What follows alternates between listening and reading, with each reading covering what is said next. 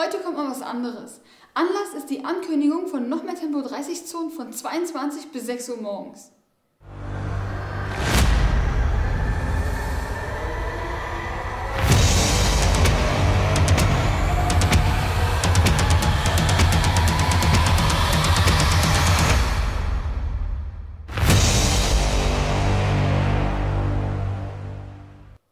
Der Senat will die Tempo-30-Abschnitte auf Berlins Hauptstraßen ausweiten. Erst nachts und dann rund um die Uhr sollen künftig auf zusätzlichen Strecken nur maximal 30 km/h erlaubt sein. Begründet wird die Maßnahme mit dem hohen Geräuschpegel entlang der Hauptstraßen.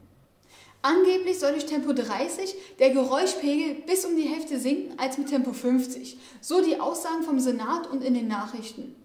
Ich habe kein Problem mit Tempo 30, wo es Sinn macht, zum Beispiel vor Schulen, Kindergärten, Altersheimen etc. Aber wenn man demnächst abends nach 22 Uhr irgendwas mit dem Fahrzeug erledigen muss, kann man das nur noch im Schneckentempo machen. Da kannst du dann auf einer 2- oder 3-spurigen Hauptstraße mit 30 km/h lang schleichen. Was soll der Quatsch? Und dann in naher Zukunft rund um die Uhr. Unglaublich. Ich bin bei sowas immer skeptisch und konnte es kaum glauben, dass wenn man die Geschwindigkeit um 20 km/h verringert, es gleich um die Hälfte leiser sein soll. Es geht ja um die Geräusche, die vom Fahrzeug entstehen, wenn es vorbeifährt. Die sollen ja die schlafenden Menschen stören, die in einer Hauptstraße wohnen. Das hat mir keine Ruhe gelassen und ich habe dann angefangen, mit einem Maßband die Entfernungen zu messen, wie weit weg die Fenster im Erdgeschoss von der Straße sind. Das habe ich an mehreren Straßen gemacht. Ich kenne mich in Berlin ganz gut aus und habe natürlich da gemessen, wo die am dichtesten dran waren. Der kürzeste Abstand vom Fenster zur Straße, wo die Autos vorbeifahren, war 7 Meter. Die 7 Meter habe ich als Referenz genommen und damit einen Testversuch gemacht. Ich suchte mir eine abgelegene, mittelmäßig bis gut geteerte Straße, wo ich dann eine Messung gemacht habe. Wie laut es ist, wenn man im 5. Gang mit 50 km/h in 7 Metern Entfernung vorbeifährt. Das schauen wir uns mal an.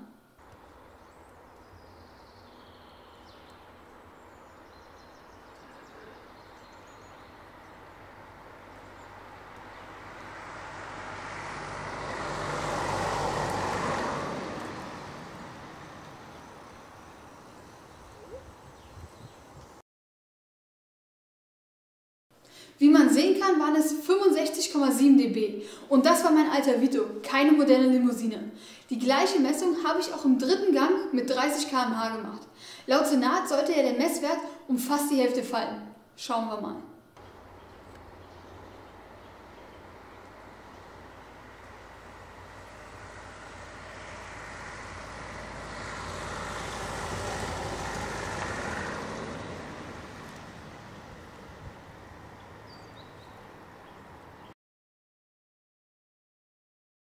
(65,1 dB). Das sind ja nur 0,6 dB weniger, also nicht fast die Hälfte wie vom Senat versprochen.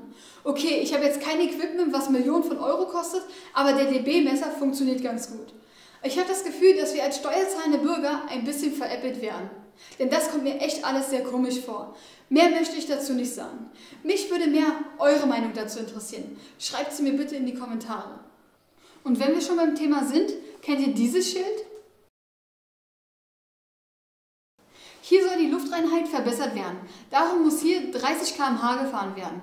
Das ist auch so ein Ding, was für mich komisch ist. Normalerweise ist es beim Verbrennungsmotor so, je höher die Drehzahl, umso höher der Schadstoffausstoß. Um es mal ganz unkompliziert auszudrücken. Dazu möchte ich euch auch was zeigen. Da sieht man, dass im 3. Gang bei genau 30 km/h die Drehzahl bei 1600 Umdrehungen pro Minute steht. Das gleiche Bild zeige ich euch jetzt im 5. Gang bei genau 50 km/h. Da sieht man jetzt, dass die Drehzahl geringer ist als bei 30 km/h. Die liegt hier bei 1450 Umdrehungen pro Minute. Das würde ja bedeuten, dass ich bei 30 km/h durch die höhere Drehzahl mehr Schadstoffausstoß produziere als bei 50 km/h. Und erschwerend kommt ja noch dazu, dass ich ja den erhöhten Schadstoffausstoß fast doppelt so lange produziere, weil ich fast doppelt so lange brauche, um die gleiche Strecke zurückzulegen als mit 50 km/h. Das ist doch alles sehr merkwürdig, oder? Wie gesagt, mich würde brennend eure Meinung zu den Themen interessieren. Wie ihr darüber denkt, was ihr dazu sagt. Schreibt es mir in die Kommentare. Ich danke euch fürs Zuschauen. Habt noch einen schönen Tag. Bleibt alle schön gesund. Bis zum nächsten Mal, eure Gina.